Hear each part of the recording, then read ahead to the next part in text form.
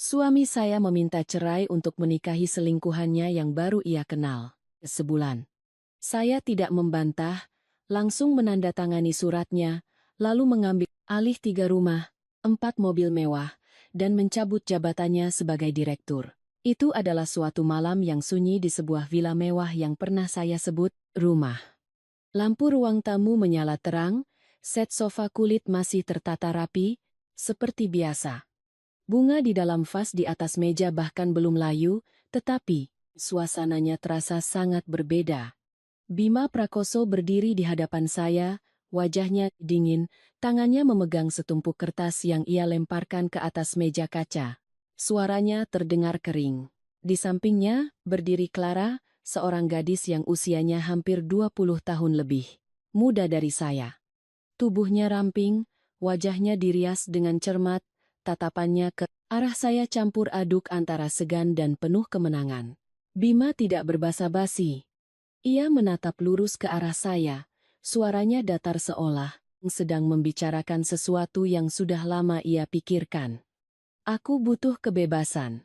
Dia memberiku perasaan hidup kembali. Sedangkan kamu hanyalah masa lalu. Saya mendengar setiap katanya dengan jelas, tetapi rasanya kata-kata itu melayang melewati telinga saya dan jatuh di tempat yang sangat jauh. Clara saat itu sedikit menunduk, suaranya pelan tapi cukup untuk saya dengar. Saya hanya berharap Mbak bisa mengerti Mas Bima. Perasaan itu tidak bisa dipaksakan. Caranya berbicara begitu sopan, hingga jika tidak melihat sorot matanya, orang bisa percaya bahwa ia benar-benar merasa bersalah. Saya tidak menangis, juga tidak bertanya mengapa. Saya menarik kursi dan duduk, dengan perlahan mengambil tumpukan surat gugatan cerai itu. Kertasnya tipis, hurufnya tercetak rapi. Pasal-pasal tentang pembagian harta telah disusun, jelas. Sekali sudah dipersiapkan dengan matang. Saya membalik setiap halamannya satu persatu, membacanya dengan sangat dan perlahan. Bukan karena tidak mengerti, tapi karena saya ingin melihat setiap barisnya dengan jelas, seolah sedang meninjau kembali tahun-tahun yang telah saya habiskan bersama pria ini. Sementara saya diam, Bima tampak tidak sabar. Ia tertawa sinis, melontarkan kalimat yang setengah mengejek, setengah mendesak, tanda tangani saja cepat, tidak usah dibuat drama. Mungkin justru ketenangan sayalah yang membuat mereka berdua tidak nyaman. Mereka menunggu sebuah tangisan, sebuah permohonan, atau setidaknya satu kalimat tuduhan. Tapi saya hanya meletakkan pulpen, menandatangani nama saya dengan sangat rapi dan tegas. Ketika goresan terakhir tinta mengering, saya mendorong kembali tumpukan kertas itu ke arahnya dan mengucapkan satu kalimat yang saya sendiri tidak menyangka bisa saya katakan dengan begitu ringan. Saya setuju. Tapi mulai detik ini, kamu tidak lagi punya hak apapun atas semua yang terdaftar atas nama saya. Ruangan itu seolah membeku. Clara sedikit terkejut, matanya memancarkan kilasan cemas yang sangat cepat. Bima justru tertawa keras, tawa yang terdengar nyaring dan sumbang. Kamu bicara apa, Saraswati? Di saat seperti ini masih mau mengancam? Ia menatap saya seolah sedang melihat orang yang bicara melantur karena terluka. Saya tidak menjelaskan. Saya hanya berdiri, merapikan pakaian saya, menatap lurus ke arah 2 orang di hadapan saya dan berkata perlahan, besok semuanya akan diselesaikan dengan jelas. Selesai berkata, saya berbalik pergi. Tidak membawa apapun selain tas kecil yang tergeletak di sudut ruangan. Melangkah keluar dari ruang tamu yang familiar itu, tiba-tiba saya merasa lebih ringan. Bukan karena tidak sakit, tapi karena ada luka yang ketika melewati ambang batas tertentu, ia tidak lagi berisik. Ia menjadi sunyi, seperti air yang surut setelah banjir, menampakkan dasar tanah yang tandus namun kokoh. Malam itu saya tidak tidur. Saya duduk di sebuah kamar hotel kecil, memandangi jendela. Cahaya lampu taman di luar menciptakan bayang-bayang. Saya memikirkan belasan tahun yang telah berlalu, memikirkan saat-saat di mana saya memilih diam. Demi menjaga kedamaian rumah tangga, saat-saat di mana saya menasihati diri dan sendiri untuk bersabar sedikit lagi. Dan tiba-tiba saya mengerti, ada kebisuan yang berarti kesabaran, tapi ada pula kebisuan yang merupakan awal dari sebuah pilihan lain. Ketika bayangan Bima dan Clara muncul di kepala, saya tidak lagi merasakan cemburu atau dendam seperti yang saya kira akan saya rasakan. Sebaliknya, yang muncul adalah sebuah kewarasan yang dingin. Mereka memandang saya seolah saya adalah pihak yang sudah kalah sejak awal. Tapi justru saat itu, di dalam kepala saya, sebuah rencana telah terbentuk dengan sangat jelas.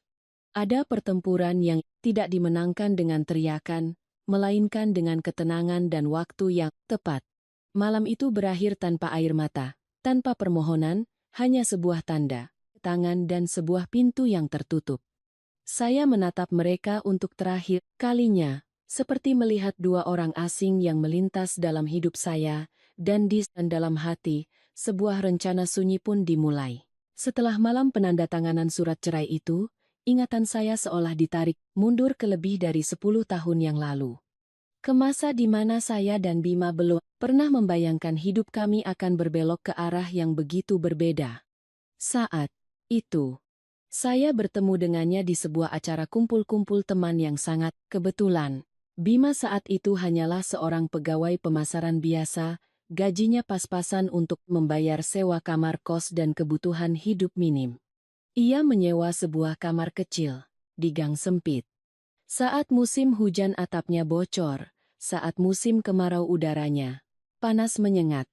Tidak punya rumah, tidak punya mobil, tidak punya aset berarti, selain kepercayaan diri dan mulut yang pandai bicara.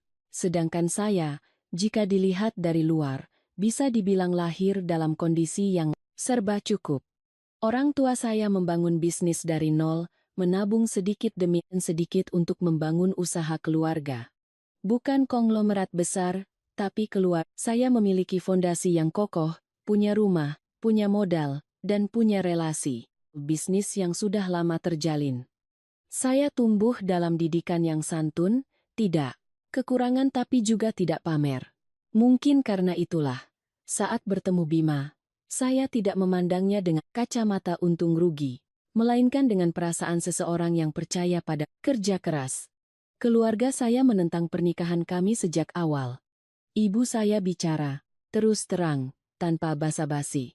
Beliau hanya mengucapkan satu kalimat ringan yang selalu saya ingat. Kalian itu tidak sepadan, nak. Nanti kamu yang akan menanggung bebannya. Ayah saya tidak banyak bicara, hanya diam. Tapi, keheningannya terasa lebih berat daripada penolakan. Semua orang bisa melihat perbedaan itu. Hanya saya yang percaya bahwa cinta bisa menutupi segalanya. Saya berkata pada orang tua saya dengan sangat yakin bahwa asalkan kami saling mencintai, itu sudah cukup, bahwa saya siap menemaninya dan Noi. Hari pernikahan kami berlangsung sederhana, tanpa pesta meriah, tanpa deretan mobil mewah. Saya tidak menuntut banyak, hanya mengharapkan sebuah rumah tangga yang tenang. Tepat setelah menikah, saya menggunakan uang pribadi saya untuk mendukung Bima memulai bisnisnya. Atas saran pengacara kenalan ayah, saya mendaftarkan modal itu atas nama saya. Baik untuk keamanan maupun untuk mengantisipasi risiko yang tidak terduga. Saat itu saya tidak berpikir panjang, hanya menganggapnya sebagai prosedur administrasi. Karena di dalam hati saya, uang siapapun adalah uang bersama keluarga. Di tahun-tahun awal pernikahan, saya bekerja sambil diam-diam mendukung Bima. Dari belakang, saya mengurus arus kas, biaya operasional, bahkan relasi dengan mitra-mitra awal. Ada malam-malam di mana saya duduk bersamanya sampai larut, mendengarkannya bicara tentang rencana dan impiannya untuk memperluas perusahaan. Saya tidak ahli dalam bisnis, tapi saya tahu cara mendengarkan, menata, dan menjaga kepercayaan. Bima saat itu sering menggenggam tangan saya dan berkata dengan tulus, "Iya," bilang, "tanpa saya, ia tidak tahu bisa melangkah sejauh mana." Perusahaan Bima perlahan-lahan mulai mapan. Kontrak-kontrak pertama mendatangkan keuntungan, lalu mitra-mitra yang lebih besar datang. Ia naik jabatan dengan cepat, gelarnya berubah setiap tahun. Ketika pekerjaannya mulai stabil, Bima sendiri yang meminta saya untuk berhenti, bekerja dan fokus di rumah. Ia berkata dengan penuh percaya diri bahwa ia membutuhkan saya di rumah untuk mengurus keluarga agar ia bisa berkonsentrasi penuh pada kariernya. Saya tidak banyak ragu. Saya pikir itu adalah pembagian peran yang wajar dalam sebuah keluarga. Berkorban sedikit tidak apa-apa, pikir saya. Saya masih ingat betul suatu malam ketika ia baru saja mendapatkan sebuah proyek besar. Ia memeluk saya erat dan berkata, "Kamu urus rumah, biar Mas yang kejar karier." Saat itu saya tersenyum. Hati saya penuh keyakinan. Saya pikir itulah yang namanya sehati, fondasi bagi sebuah keluarga untuk maju bersama. Saya tidak menyangka kalimat itu kelak akan menjadi pengingat pahit tentang apa yang telah saya pertaruhkan. Ketika kondisi keuangan membaik, kami mulai membeli properti.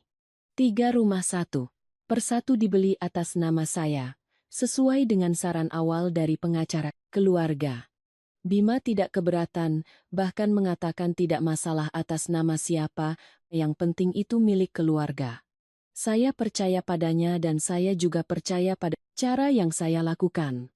Setelah itu, 4 mobil mewah, semuanya saya beli dengan uang saya, didaftarkan atas nama perusahaan untuk kemudahan urusan bisnis. Tapi hak pengambilan keputusan tetap ada pada saya. Semuanya berjalan begitu alami, tidak ada yang menganggapnya sebagai masalah. Selama bertahun-tahun itu, saya selalu berpikir saya sedang membangun sebuah keluarga. Saya tidak pernah mengungkit jasa, tidak pernah perhitungan. Saya pikir pengorbanan adalah kebahagiaan, adalah cara untuk menjaga keutuhan rumah tangga. Saya tidak menyangka bahwa justru pengorbanan diam-diam itulah yang perlahan menciptakan jarak. Hingga suatu hari, ketika saya menoleh ke belakang, pria yang pernah menggenggam tangan saya dari nol itu sudah tidak lagi berdiri di samping saya. Dan benih pengkhianatan itu ternyata telah tumbuh dari kepercayaan mutlak yang pernah saya berikan tanpa sedikit pun keraguan. Setelah tahun-tahun yang terasa damai itu, saya mulai menyadari perubahan kecil, namun konsisten pada diri Bima. Awalnya begitu samar hingga jika tidak hidup bersama cukup lama, mungkin tidak akan ada yang menyadarinya. Ketika ia resmi menjabat sebagai direktur, jadwal kerjanya menjadi sangat padat. Makan malam bersama di rumah semakin jarang. Kadang saya sudah memasak dan menunggunya sampai larut malam, tapi ia tidak pulang. Jika ditelepon, ia akan berkata sedang rapat, menjamu klien, atau sedang berada di luar kota. Suaranya saat itu tidak lagi hangat, melainkan kering dan terburu-buru. Seolah saya adalah sebuah tugas yang perlu diselesaikan. Di saat-saat langka ia pulang lebih awal, suasana rumah juga tidak lagi sama. Ia mudah marah karena hal-hal sepele. Hanya karena saya bertanya sedikit lebih banyak, ia akan mengerutkan kening. Pernah suatu kali saya tidak sengaja memberi masukan tentang sebuah kontrak, hanya sebuah pertanyaan ringan. Ia melontarkan kalimat yang membuat saya tertegun. "Kamu di rumah seharian, tahu apa tentang bisnis sampai mau kasih masukan?" Kalimat itu tidak diucapkan dengan nada tinggi. Tidak juga ketus, tapi menusuk saya dengan cara yang aneh. Saya terdiam selama beberapa detik, tidak tahu harus menjawab apa. Saya ingat, dulu saya pernah duduk bersamanya semalaman membahas rencana bisnis, pernah mengurus berbagai hal di belakang layar. Tapi sekarang, hanya karena saya tidak lagi duduk di kantor, saya tiba-tiba menjadi orang luar. Saya mulai memperhatikan detail-detail yang lebih kecil. Ponsel Bima selalu ada di dekatnya. Dulu ia meletakkannya di mana saja, kata sandinya pun saya tahu. Bahkan kadang saya yang mengangkat telepon untuknya. Tapi suatu hari saya sadar, kata sandinya telah berubah. Ketika saya bertanya, ia tertawa dan berkata, "Biar lebih aman." Saya percaya karena itu hal yang wajar bagi seorang pebisnis, namun, sejak saat itu, setiap kali ponselnya berdering, ia akan berpaling atau pergi ke balkon untuk menjawabnya. Perjalanan dinasnya juga semakin sering, padat, dan biasanya mendadak. Jika saya menanyakan jadwalnya, ia akan menjawab sekenanya, mengatakan urusan perusahaan rumit dan saya tidak akan mengerti. Di masa-masa itu, Clara mulai muncul dalam cerita Bima, meskipun awalnya sangat samar. Ia menyebutnya sebagai karyawan baru yang muda, cekatan, dan bisa diandalkan. Anak ini pintar sekali, bicaranya juga luwes, katanya suatu saat makan malam. Saya mendengarnya dan hanya mengangguk, tidak berpikir, macam-macam. Tapi kemudian saya perhatikan. Setiap kali menyebut nama Clara, nada bicara Bima sedikit berbeda. Bukan antusias, melainkan ada semacam kebanggaan seorang pria yang dikagumi. Dia selalu bilang saya ini pemimpin yang hebat, orang yang bisa mewujudkan hal besar, katanya. Pujian-pujian yang dulu pernah saya ucap, tapi mungkin seiring waktu tidak lagi terdengar baru. Saya pernah menasihatinya dengan sangat halus. Hanya mengatakan bahwa ia sebaiknya menjaga jarak dengan karyawan, apalagi yang masih muda. Bima menatap saya, menghela napas. Suaranya sedikit kesal. Kamu ini terlalu banyak pikiran. Di kantor, semua orang juga begitu. Saya diam. Tidak berkata apa-apa lagi. Saya menasihati diri sendiri untuk tidak curiga. Tidak memperbesar masalah yang belum jelas. Mungkin saya sudah terbiasa mengalah. Terbiasa mengatakan pada diri sendiri bahwa semuanya akan baik-baik saja. Acara-acara perusahaan mulai berlangsung tanpa kehadiran saya. Dulu, meskipun saya tidak suka keramaian, Bima selalu mengajak saya, memperkenalkan saya sebagai istrinya. Tapi perlahan-lahan, ia mulai berkata agar saya di rumah saja, dengan alasan acara itu penuh dengan rekan bisnis dan tidak nyaman untuk saya. Saya menurut tanpa protes. Hingga suatu kali, saat tidak sengaja bertemu seorang kenalan, barulah saya tahu bahwa Clara sering mendampinginya di acara-acara tersebut sebagai asisten pribadinya. Ketika saya bertanya, Bima menjawab dengan dingin. Istri direktur itu sebaiknya tidak terlalu sering tampil.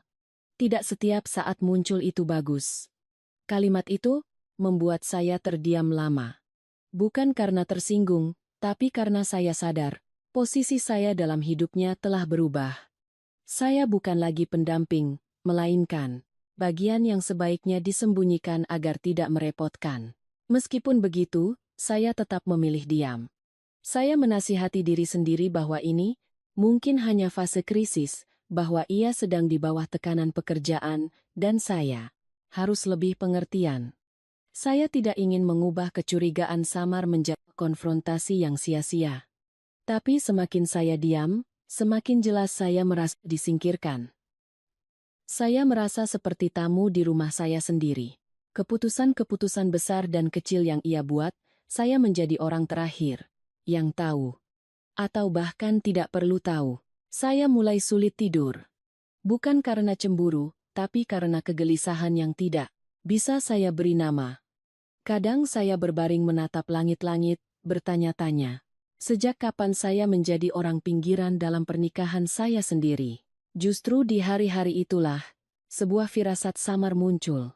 Saya tidak lagi sepenuhnya percaya pada kedamaian yang coba saya pertahankan.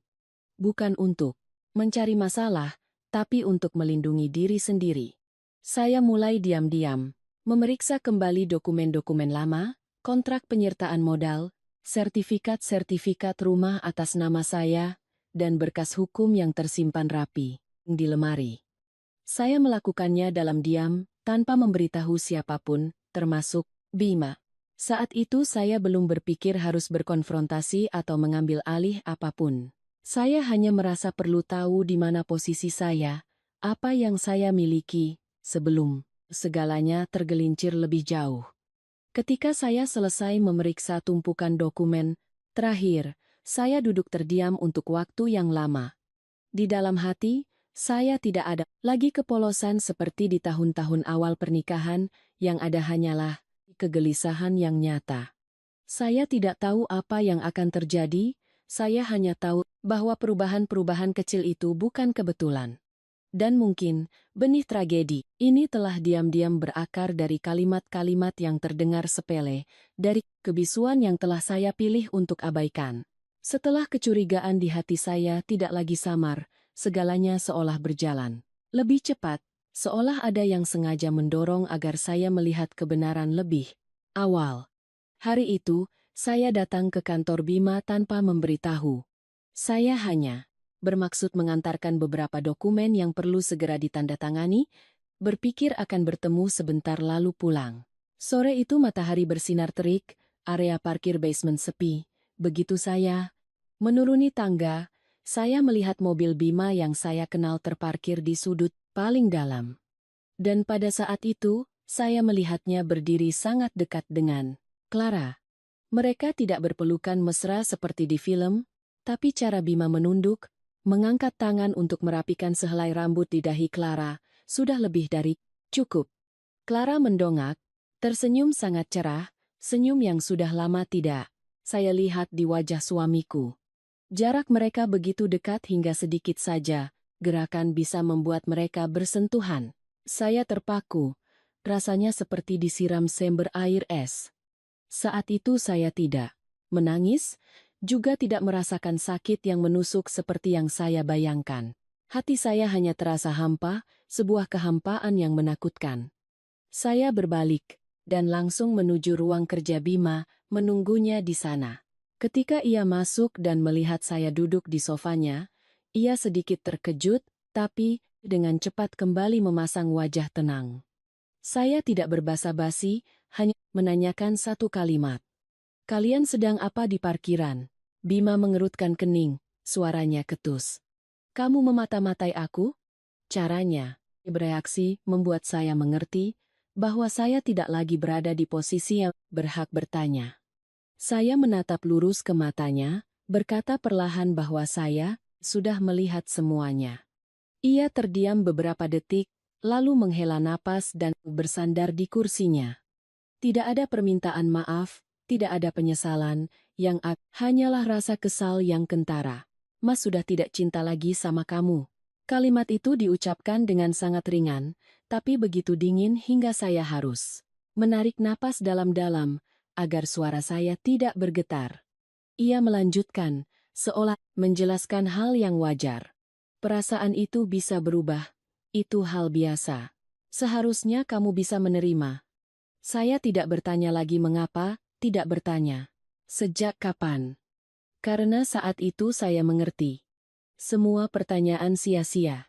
Sejak hari itu, Clara tidak lagi menyembunyikan kehadirannya. Ia muncul di pesta-pesta, pertemuan dengan klien, berdiri di samping Bima dengan sangat wajar. Orang luar yang melihatnya pasti sudah menganggapnya sebagai calon nyonya rumah yang baru. Pernah seorang rekan bisnis bertanya pada saya dengan polos, apakah saya kerabat atau asisten. Saya hanya tersenyum tipis tanpa menjawab. Clara saat itu menatap saya. Tatapannya bukan lagi pura-pura segan, melainkan tantangan yang terang-terangan. Bahkan di rumah saya sendiri, saya mulai diabaikan. Bima semakin jarang pulang, dan setiap kali pulang, suasananya begitu berat hingga sulit bernapas. Ia tidak lagi bertanya apakah saya sudah makan, tidak juga peduli apa yang saya lakukan seharian. Pernah saya menyinggung urusan keluarga, ia menjawab acuh tak acuh. Urusan seperti itu, kamu urus saja sendiri. Tiba-tiba saya sadar, saya hidup bersama seseorang yang menganggap kehadiran saya sebagai gangguan. Suatu malam saat saya sedang membersihkan dapur, Bima tiba-tiba membicarakan pembagian harta. Suaranya sangat tenang, seperti sedang membahas rencana bisnis. Kalau cerai, kita bagi yang rapi. Perempuan tidak butuh banyak-banyak. Saya berdiri membelakanginya. Tangan saya yang memegang mangkuk gemetar. Kalimat itu bukan hanya meremehkan, tapi juga meniadakan semua kontribusi yang telah saya berikan. Saya berbalik menatapnya, bertanya pelan, menurutmu, Seberapa? Dan sedikit yang aku butuhkan? Ia mengangkat bahu, tidak menjawab. Malam itu saya tidak tidur. Bukan karena patah hati, melainkan karena kewarasan yang dingin menyelimuti saya. Saya mengerti. Jika terus diam, saya akan kehilangan segalanya. Bukan karena kekurangan uang, tapi karena didorong keluar dari kehidupan saya sendiri. Keesokan paginya, saya berinisiatif menemui pengacara keluarga kami. Beliau adalah orang yang sudah lama bekerja untuk ayah saya, memahami setiap investasi dan aset keluarga. Pertemuan itu berlangsung lebih lama dari yang saya duga. Saya membawa semua dokumen yang telah saya siapkan diam-diam. Ketika pengacara itu memeriksa setiap berkas, raut wajahnya perlahan berubah. Beliau menatap saya lama, lalu mengucapkan satu kalimat yang membuat saya terdiam. Seluruh aset besar, dari 3 rumah hingga 4 mobil, semuanya terdaftar secara sah atas nama Anda. Tidak ada satupun dokumen yang membuktikan itu adalah harta pribadi Bima. Bahkan saham perusahaan pun, Anda adalah pemegang saham pengendali sesuai kesepakatan awal. Belum berhenti di situ. Pengacara itu menunjukkan satu detail yang belum pernah saya perhatikan. Posisi direktur yang dipegang Bima bukanlah sesuatu yang ia dapatkan begitu saja. Itu adalah keputusan Dewan Pemegang Saham, di mana saya memiliki suara mayoritas. Dengan kata lain, kekuasaan yang ia miliki saat ini sebagian besar berasal dari kepercayaan dan pengorbanan saya. Meninggalkan kantor pengacara, saya duduk lama di dalam mobil. Saya tidak merasa gembira, tidak juga puas. Saya hanya merasa seperti sedang memegang sebilah pisau yang selama bertahun-tahun tidak pernah terpikir untuk saya gunakan. Saya mengerti bahwa saya tidak perlu terburu-buru. Yang saya butuhkan saat ini bukanlah balas dendam, melainkan menunggu waktu yang tepat. Karena ketika seseorang sudah terbiasa berada di puncak, jatuhnya akan terasa jauh lebih sakit jika datang secara tiba-tiba. Malam itu, saya pulang ke rumah, melihat Bima sedang berbicara di telepon di ruang tamu, wajahnya penuh percaya diri. Ia tidak tahu bahwa sejak saat ini, posisi kami telah diam-diam berbalik. Saya tidak berkata apa-apa, hanya langsung masuk ke kamar dan menutup pintu. Di dalam hati saya, satu hal sangat jelas. Saya yang memegang kendali, dan saya hanya menunggu saat yang tepat untuk bertindak dengan tegas dan tanpa ragu. Kembali ke malam itu, setelah kata-kata terakhir diucapkan di ruang tamu, barulah saya benar-benar merasakan apa artinya batas kesabaran. Bukan sebuah ledakan amarah, melainkan perasaan bahwa segalanya di dalam diri saya sudah terlalu penuh hingga satu kata lagi saja akan membuatnya pecah. Bima berdiri, bersandar di sofa, gayanya sangat santai, seolah semuanya sudah diatur dengan baik. Ia menatap saya. Suaranya tenang hingga terasa dingin. Aku akan pindah untuk tinggal bersama Clara setelah urusan administrasi selesai. Kamu tetaplah di sini. Aku akan tetap memberimu uang bulanan. Caranya, bicara seperti sedang memberi sedekah. Bukan berbicara dengan istri yang telah menemaninya bertahun-tahun. Clara saat itu berdiri di sampingnya, melipat tangan di depan dada, bibirnya sedikit menyeringai. Ia tertawa sinis, suaranya setengah bercanda, setengah serius. Mbak tenang saja, kami hidup hemat kok. Mas Bima tidak akan terbebani. Kalimat itu terdengar biasa saja, tapi di baliknya ada penegasan posisi, seolah ia sudah secara otomatis menganggap dirinya sebagai pengganti yang sah. Saya melihat mereka berdua berdiri berdampingan, dan tiba-tiba saya melihat dengan sangat jelas. Semua keraguan dan kesabaran saya selama ini telah menjadi sia-sia. Saya tidak langsung menjawab. Saya berdiri perlahan, berjalan ke arah brankas di sudut ruangan. Bima menatap saya, sedikit mengerutkan kening, tapi masih mempertahankan sikap tenangnya.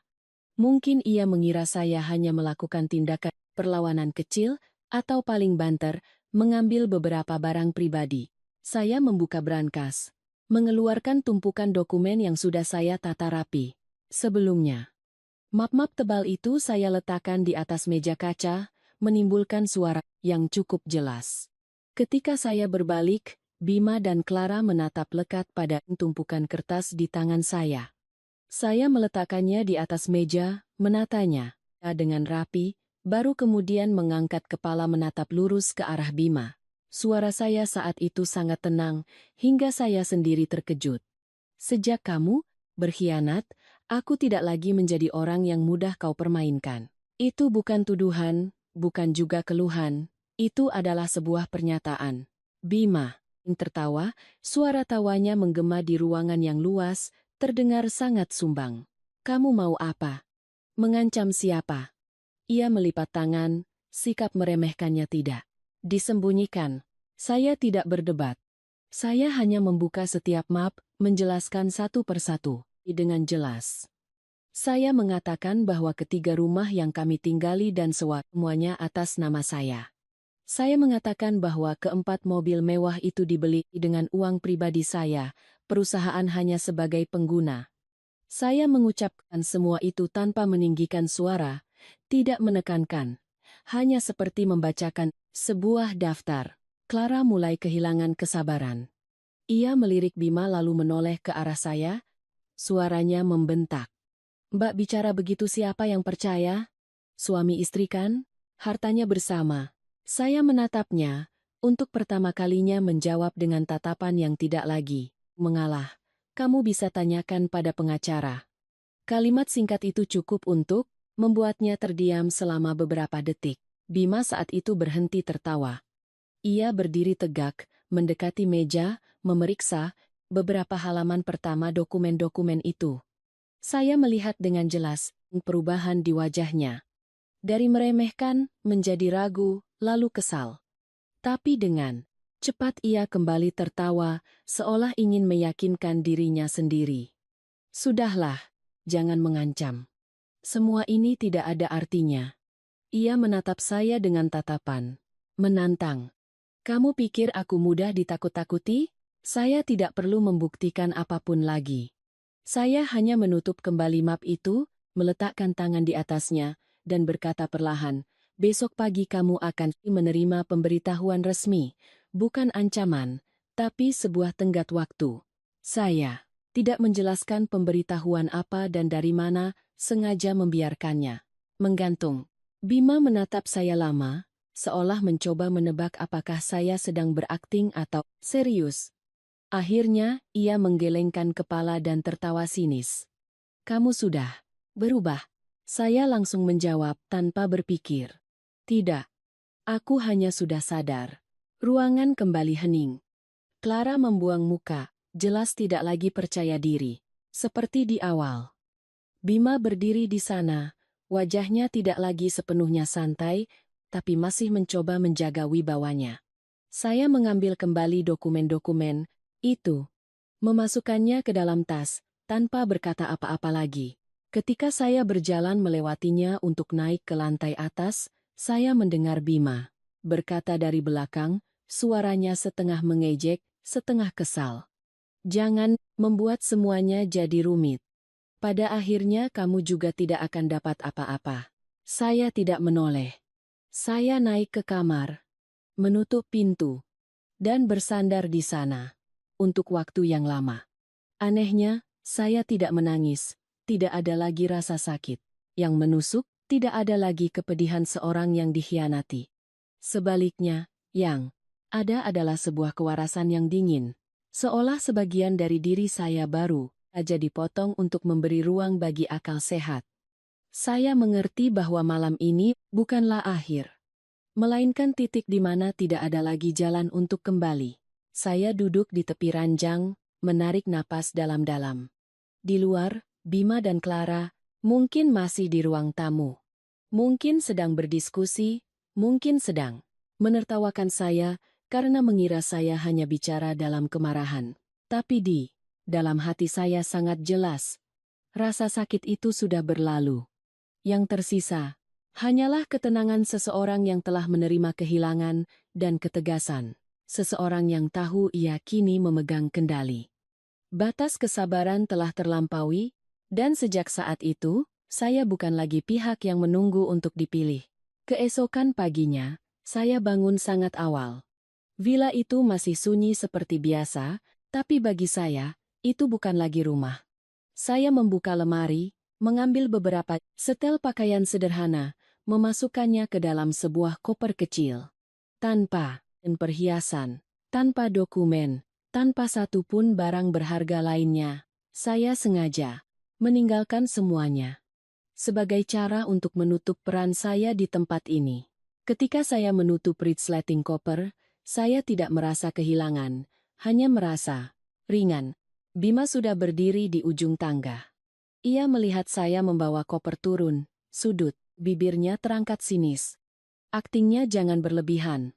Pergi, nanti juga. Kembali memohon-mohon. Suaranya begitu yakin, seolah percaya saya tidak mungkin benar-benar pergi. Saya berhenti sejenak, menatapnya, lalu kembali berjalan. Tanpa sepatah kata pun. Ada kalimat yang jika dijawab hanya akan merendahkan diri sendiri. Sampai di gerbang, saya berhenti dan mengirim satu pesan singkat pada pengacara saya. Hanya 2 kata. Kita mulai. Selesai mengirim, saya memasukkan ponsel ke dalam tas, seolah baru saja menekan sebuah tombol yang sudah lama saya siapkan. Mobil meninggalkan kompleks villa. Melalui kaca spion, saya melihat Bima masih berdiri di sana, posturnya tegap, wajahnya percaya diri. Ia tidak tahu bahwa sejak saat itu, segalanya sudah tidak lagi berada dalam kendalinya. Hari itu Bima tetap datang ke kantor seperti biasa. Menurut ceritanya kelak, pagi itu berjalan sangat normal. Ia menandatangani dokumen, memimpin rapat, memberi perintah pada bawahan. Masih sebagai direktur Bima Prakoso yang berkuasa di mata semua orang. Menjelang siang, sekretarisnya mengetuk pintu, meletakkan sebuah amplop di atas mejanya.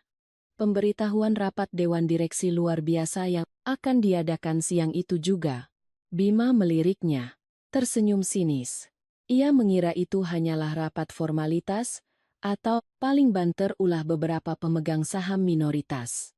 Sikap meremehkannya itu membuatnya sama sekali tidak menghubungi saya. Di kepalanya, saya saat itu hanyalah seorang istri yang terluka, yang sedang marah, dan pergi dari rumah, yang cepat atau lambat pasti akan kembali. Ia tidak percaya saya punya keberanian untuk melakukan sesuatu yang besar. Clara berbeda. Begitu mendengar tentang rapat luar biasa itu, ia mulai menunjukkan kegelisahannya. Dari pesan-pesan yang mendesak hingga panggilan, telepon terus-menerus, suaranya tidak lagi semanis dulu. Bima sempat mendengarnya berbisik. Suaranya pelan tapi cepat. Kamu harus cepat, Mas. Aku tidak bisa menunggu lama. Kalimat itu bukan lagi pengingat, melainkan tekanan. Sementara itu, saya sedang duduk di ruang tamu rumah orang tua saya. Sudah lama sekali saya tidak merasakan pagi seperti ini. Tanpa terburu-buru, tanpa cemas, menunggu seseorang pulang. Saya menceritakan semuanya pada ayah dan ibu, dari perubahan-perubahan kecil Bima hingga malam penandatanganan surat cerai. Ibu. Saya duduk diam, tangannya mencengkeram ujung bajunya. Beliau tidak menangis, hanya menghela napas sangat pelan. Ayah saya, setelah mendengar semuanya, berdiri dan pergi ke teras, menyalakan sebatang rokok, lalu kembali masuk. Beliau menatap saya lama. Tatapannya tidak marah, tidak juga terkejut. Hanya ketenangan seseorang yang sudah menebak akhirnya sejak dulu. Ayah saya mengucapkan satu kalimat singkat, suaranya dingin tapi mantap. Kamu sudah cukup, sabar. Sekarang giliran mereka yang merasakan. Tidak ada kata-kata hiburan, tidak ada nasihat untuk mempertahankan apapun, tidak juga pertanyaan apakah saya terluka. Hanya sebuah persetujuan diam-diam bahwa saya tidak perlu lagi mundur. Mendengar kalimat itu, hati saya terasa jauh lebih kokoh. Bukan karena ada sandaran, tapi karena saya tahu, saya tidak sendirian dalam keputusan ini. Sore harinya, saya datang ke kantor Bima.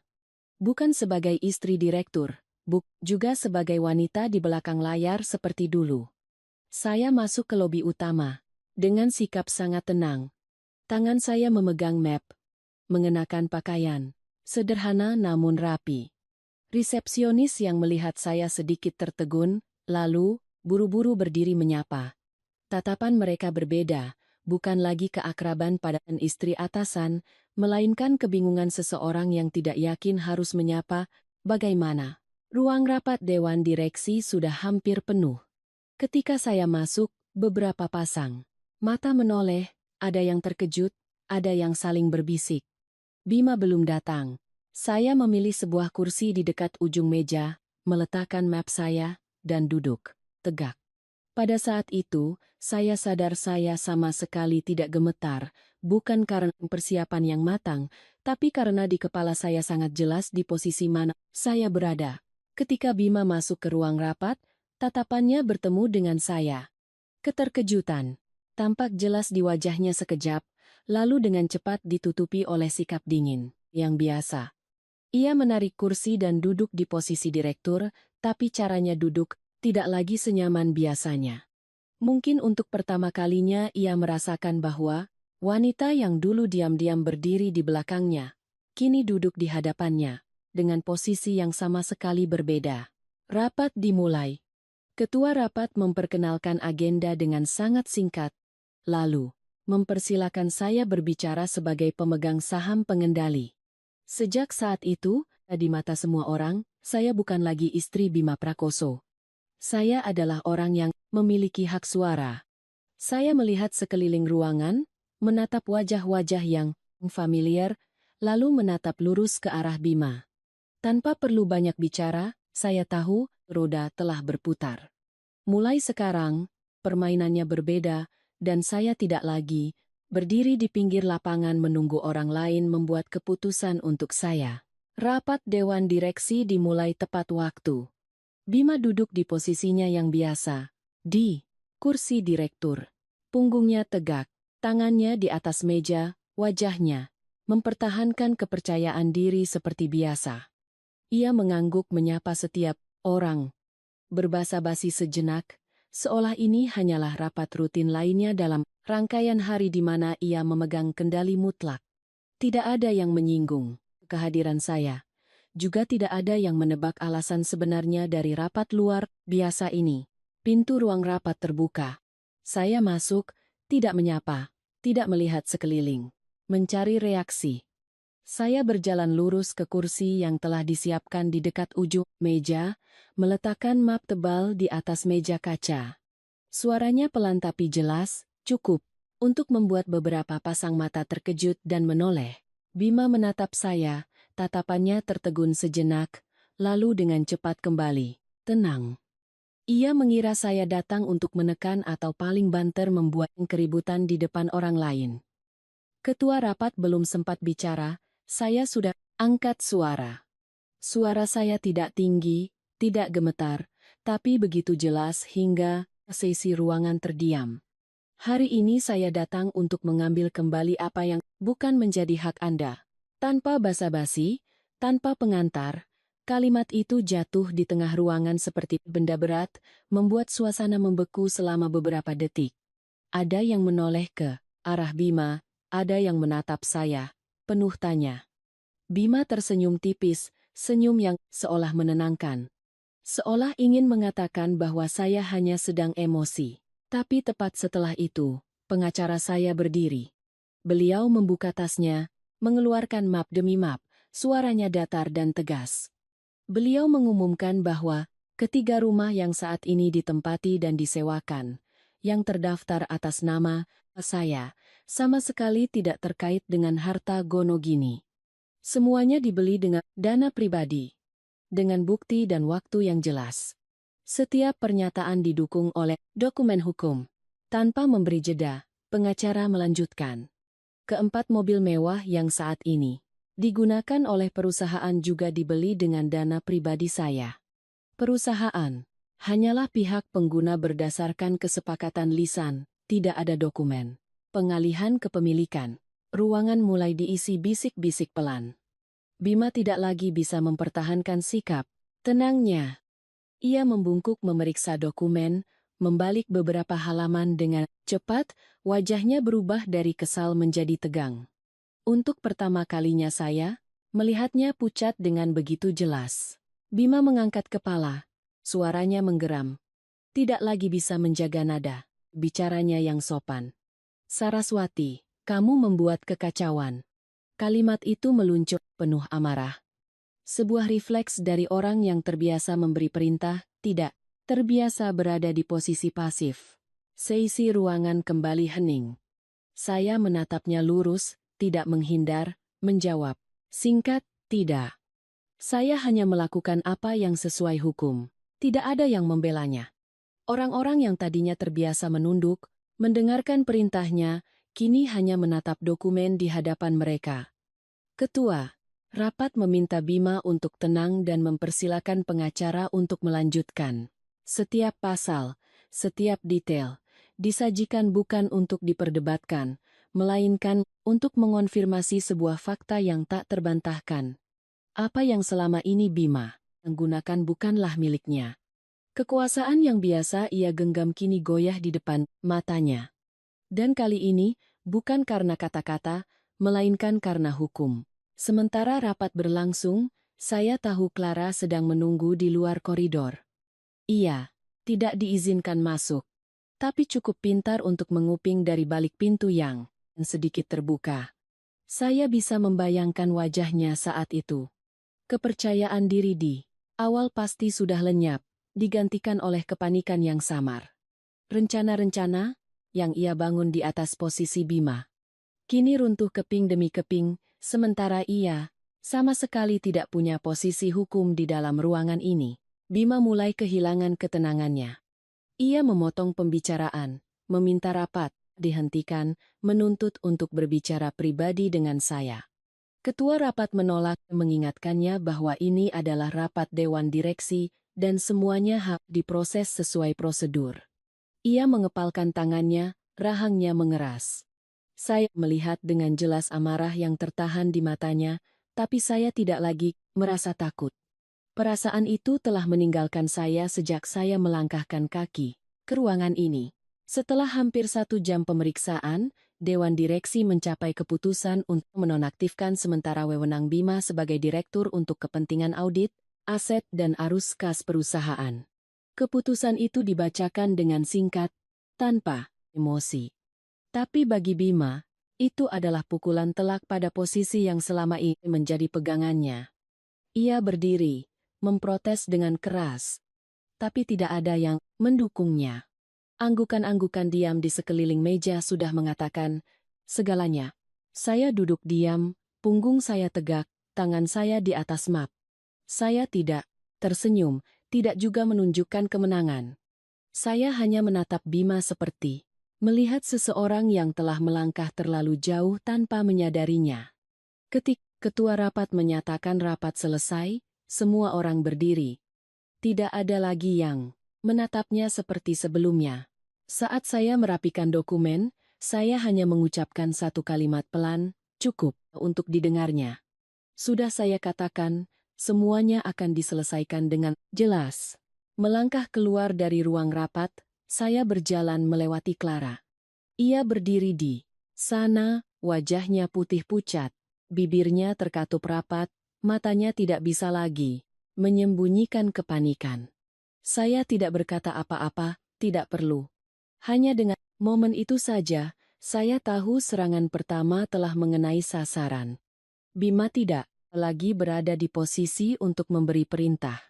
Dan sejak saat ini, permainan telah memasuki babak yang lebih tegang, di mana tidak ada lagi ruang untuk meremehkan.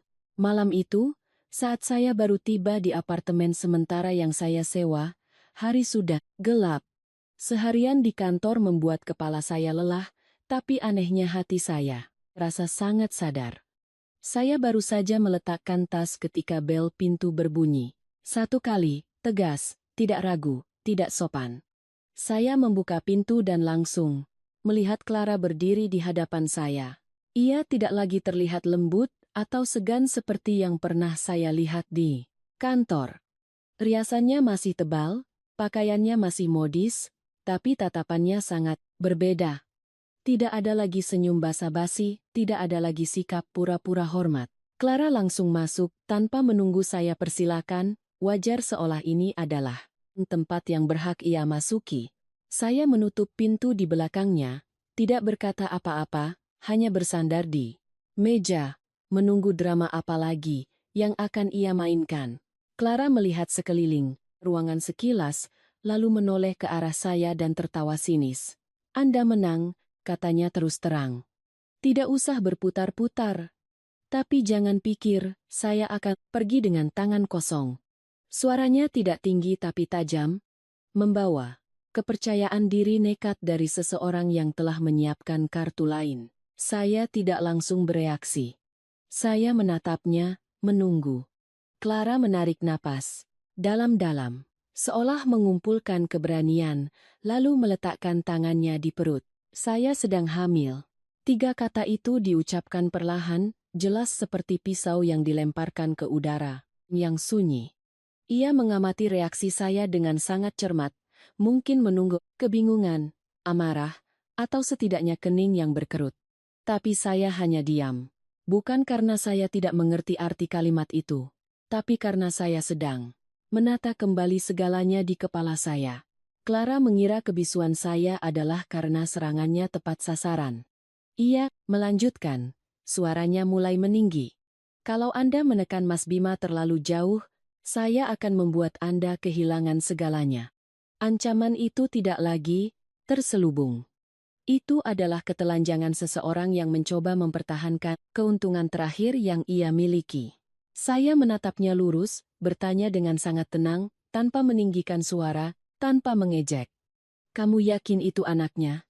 Pertanyaan itu jatuh dengan ringan, tapi saya melihat dengan jelas Clara, tertegun sekejap. Hanya sesaat, tapi cukup bagi saya untuk melihat keraguan. Matanya berkedip cepat, tangan di perutnya tanpa sadar terkepal. Ia kembali, memasang wajah tegar hampir seketika, tapi momen tadi tidak bisa dihapus. "Tentu saja," jawab Clara dengan ketus. "Jangan coba-coba menyangkal." Saya mengangguk pelan. Tidak membantah. Saya tidak perlu berdebat saat ini. Saya berjalan menuangkan segelas air, meletakkannya di meja, dan mempersilakannya duduk. Sikap tenang saya justru membuatnya semakin tidak nyaman. Ia duduk. Tapi, posturnya tidak lagi santai seperti saat pertama kali masuk. Saya tidak langsung membicarakan kehamilan itu. Saya menanyakan hal lain. Dengan sangat ringan. "Sejak kapan kamu mulai memindahkan uang perusahaan?" Pertanyaan ini membuat Clara benar-benar membeku. Kali ini bukan lagi keterkejutan sesaat, seluruh wajahnya menegang. Saya tidak perlu menunggu jawabannya. Saya membuka ponsel, meletakkannya di atas meja, memutar layarnya ke arahnya. Angka-angka, tanggal, dan transaksi transfer ditampilkan dengan sangat jelas. Wajah Clara pucat pasi. Ia menatap saya lalu ke layar, bibirnya bergerak-gerak, seolah ingin bicara tapi tak ada suara yang keluar. Saya melanjutkan, suara saya masih datar. Saya mengatakan bahwa ia telah diam-diam mentransfer uang dari rekening perusahaan ke rekening pribadinya, melalui pengeluaran-pengeluaran yang tampak sah. Saya mengatakan bahwa tanpa bantuan orang dalam, ia tidak mungkin bisa melakukannya. Dan saya juga mengatakan, semua ini tidak ada hubungannya dengan cinta. Clara tertawa, tapi tawa yang sumbang. "Anda pikir saya benar-benar mencintainya?" Tanyanya balik. Suaranya getir. Saya tidak bodoh. Saat itu, semua topeng jatuh. Tidak ada lagi pihak ketiga yang malang. Tidak ada lagi karyawan muda yang terjebak perasaan. Yang ada hanyalah seorang wanita ambisius yang melihat Bima sebagai batu loncatan. Ia mengakui, hampir dengan pasrah, bahwa Bima hanyalah target. Yang ia butuhkan bukanlah seorang pria paruh baya yang bangga dengan kekuasaannya, melainkan uang, aset, dan posisi. Kehamilan itu, entah nyata atau tidak, hanyalah sebuah kartu untuk memaksa orang lain mengalah. Mendengar itu, saya tidak lagi merasa terkejut. Semua kepingan di kepala saya telah menyatu. Saya menatap Clara lama, lalu mengucapkan satu kalimat yang sudah saya pikirkan sejak saya memulai permainan ini. Kamu salah memilih lawan. Itu bukan tantangan, bukan juga peringatan. Itu hanyalah sebuah fakta. Clara menatap saya, untuk pertama kalinya di matanya muncul kewaspadaan yang tulus. Ia mengerti bahwa wanita yang duduk di hadapannya bukan lagi orang yang hanya tahu bersabar demi keluarga. Saya tidak langsung membongkarnya. Saya juga tidak mendorong cerita ini lebih jauh malam itu.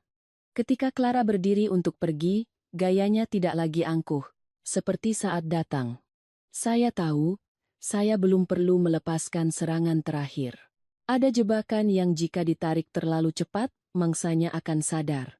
Saya memilih diam bukan karena lemah, tapi karena saya ingin membiarkan Bima dan Clara semakin terperosok ke dalam apa yang telah mereka tabur. Pintu tertutup, ruangan kembali sunyi. Saya duduk, menghela napas panjang. Di kepala saya, sangat jelas, pertempuran ini belum berakhir, dan apa yang baru saja terjadi hanyalah babak pertama. Saya telah melihat sifat asli orang di belakang Bima. Dan sejak saat itu, saya tahu saya tidak perlu terburu-buru. Karena ketika keserakahan telah membuka pintu, manusia akan terus berjalan masuk hingga tidak ada lagi jalan untuk kembali. Setelah malam kepergian Clara dari apartemen saya, suasana tiba-tiba menjadi hening secara tidak wajar. Tidak ada lagi panggilan telepon yang gencar, tidak ada pesan singkat yang ketus. Dan Bima juga tidak mendatangi kantor atau rumah orang tua saya untuk membuat keributan seperti yang saya duga. Keheningan itu tidak membawa rasa lega, melainkan terasa seperti ketenangan sebelum badai besar. Semakin sunyi, semakin membuat orang waspada. 2 hari kemudian, saya berinisiatif melakukan sesuatu yang bahkan membuat pengacara saya menatap saya dengan heran. Saya menarik kembali permintaan pemecatan Bima dengan alasan butuh waktu tambahan untuk melakukan audit menyeluruh dan menghindari gejolak besar di perusahaan. Keputusan ini dikirimkan dengan cepat dan singkat. Beritanya menyebar di internal perusahaan, tidak terlalu ribut tapi cukup untuk sampai ke telinga Bima. Reaksinya persis seperti yang saya duga. Kepanikan awalnya digantikan oleh secercah harapan. Dalam pikirannya, mungkin saya sudah mulai goyah, sudah melunak, atau setidaknya mulai takut akan konsekuensi jika mendorong masalah ini terlalu jauh.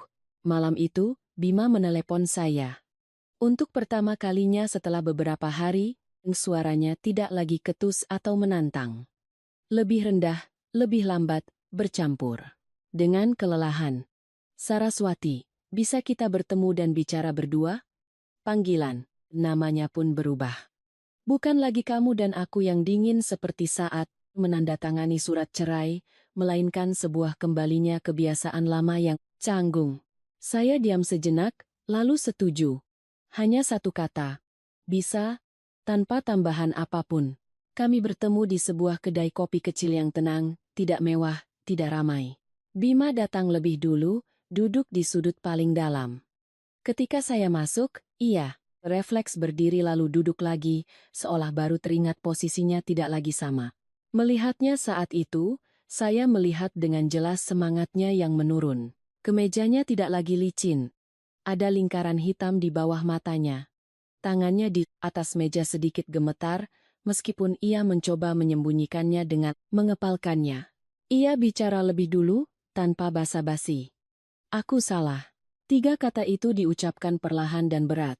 Tapi saya tidak mendengar penyesalan.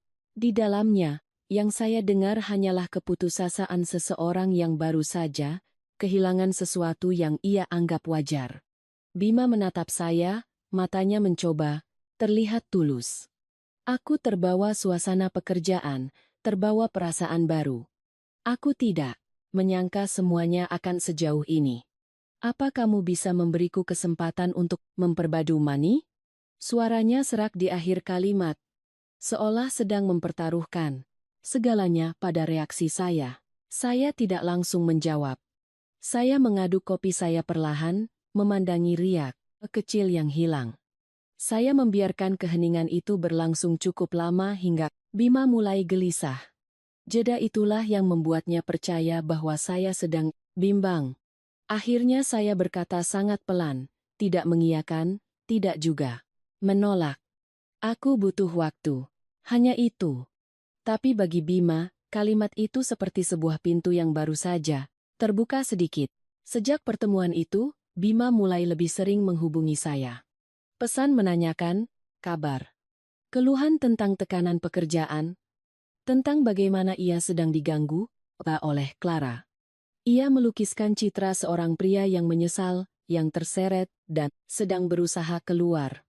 Saya tidak membongkar kebohongannya, tidak juga menghiburnya. Saya menjaga jarak yang pas. Cukup dekat untuk membuatnya terus berharap, cukup jauh untuk tidak memberinya kepastian. Sementara Bima memupuk harapan, Clara jatuh ke dalam kondisi yang berbeda.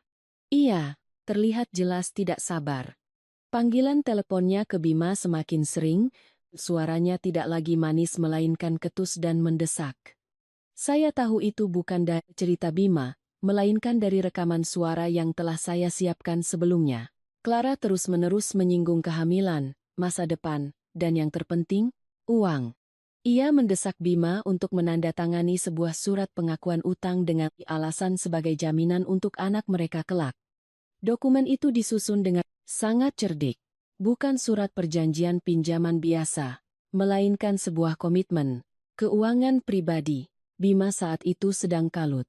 Takut kehilangan saya, takut kehilangan Clara, ditambah lagi tekanan dari pekerjaan. Ia sama sekali tidak menyadari bahwa surat itulah yang sedang saya tunggu. Sebuah jebakan hukum sederhana tapi cukup untuk mengunci semua jalan keluarnya. Saya tahu persis kapan Bima menandatangani surat itu. Bukan karena saya ada di sana, tapi karena saya telah mengatur agar semua percakapan penting mereka terekam. Dalam sebuah rekaman, suara Clara terdengar jelas kehilangan kesabaran. Kalau kamu tidak tanda tangan, jangan salahkan aku menceritakan semuanya. Sedangkan Bima, setelah hening sejenak, menghela napas, suaranya penuh kelelahan. Baiklah, aku tanda tangani. Pada saat itu, saya tahu mangsa telah masuk ke dalam perangkap dengan sendirinya. Dari informasi yang saya kumpulkan, saya juga menemukan hal lain. Ini bukan pertama kalinya Clara melakukan hal ini. Ia pernah menjalin hubungan dengan beberapa pria kaya, selalu dalam peran sebagai selingkuhan, lalu pergi setelah mendapatkan apa yang ia inginkan. Ada hubungan yang berakhir diam-diam, ada yang berakhir dengan sengketa, bahkan sampai ke ranah hukum. Informasi itu tidak sulit ditemukan. Hanya saja selama ini tidak ada yang peduli atau sengaja tidak mau menggali lebih dalam. Ketika saya sudah memegang semuanya, saya memilih untuk mengucapkan satu kalimat terakhir pada Bima dalam peran sebagai seseorang yang masih bimbang. Kami bertemu lagi di kedai kopi yang sama.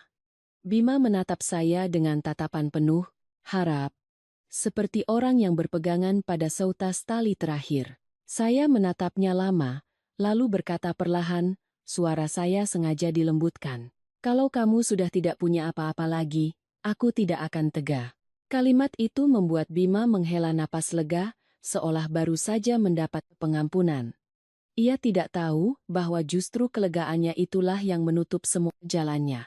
Saya meninggalkan kedai lebih dulu, membiarkan Bima duduk di sana, dengan keyakinan bahwa ia masih punya kesempatan. Sedangkan saya, saat keluar, saya menarik napas dalam-dalam. Keheningan sebelum badai sudah cukup lama. Jaring telah dipasang, simpulnya telah diikat erat. Sejak saat itu, saya tahu saya tidak perlu melakukan apa-apa lagi. Hanya menunggu, karena ketika manusia percaya bahwa mereka akan segera diselamatkan, saat itulah mereka paling mudah jatuh ke dalam perangkap. Setelah pertemuan terakhir di kedai kopi, saya tidak lagi aktif menghubungi Bima. Saya membiarkan segalanya berjalan sesuai dengan alur yang ia ciptakan sendiri. Dalam keheningan itu, Bima mencurahkan seluruh perhatiannya pada Clara. Kehamilan Desakan dan air mata yang kadang lembut kadang keras darinya membuat Bima bingung. Dan persis seperti yang saya duga, di suatu malam yang terburu-buru, Bima menandatangani surat jaminan keuangan untuk Clara dengan pemikiran sederhana. Asalkan bisa mempertahankan anak itu, mempertahankan masa depan, urusan uang nanti bisa diatur lagi. Surat itu ditandatangani dengan cepat, tanpa konsultasi pengacara, tanpa membaca, dan setiap pasalnya dengan teliti. Bima saat itu percaya ia masih punya perusahaan, masih punya saya di belakangnya, masih punya jalan keluar. Ia tidak sadar bahwa semua yang menjadi pegangannya adalah ilusi. Clara memegang surat itu. Wajahnya langsung melembut. Bahkan sempat mencium pipi Bima sebagai ucapan terima kasih. Dan tepat sejak saat itu, ia mulai menghilang. Awalnya telepon tidak diangkat. Pesan tidak dibalas. Bima mengira ia sedang marah dan terus mencoba menghubunginya. Tapi keesokan paginya, ketika rekening perusahaan melaporkan adanya penarikan dana besar, barulah Bima panik. Ia bergegas ke apartemen Clara, menggedor pintu berkali-kali tapi tidak ada jawaban. Tetangga mengatakan Clara sudah pindah sejak semalam, membawa koper besar seolah akan pergi jauh. Bima terpaku di depan pintu yang tertutup, untuk pertama kalinya merasakan kehilangan kendali sepenuhnya. Malam itu, hampir pukul 12, bel apartemen saya berbunyi. Saya sudah menduga momen ini akan datang. Ketika saya membuka pintu, saya melihat Bima berdiri di luar sana. Wajahnya pucat pasi, pakaiannya kusut, matanya begitu panik hingga tidak bisa lagi disembunyikan. Ia masuk, belum sempat duduk sudah bicara dengan cepat. Dia pergi. Uangnya juga hilang. Suaranya bergetar. Tidak ada lagi sisa kepercayaan diri seorang yang terbiasa memerintah. Bima menatap saya seolah berpegangan pada pelampung terakhir. Saraswati, aku benar-benar kehilangan segalanya. Lalu, sesuatu yang tidak pernah saya bayangkan akan saya lihat terjadi. Bima berlutut di hadapan saya. Bukan berlutut yang dramatis, melainkan sebuah keruntuhan yang nyata dari seseorang yang tidak lagi bisa berdiri tegak.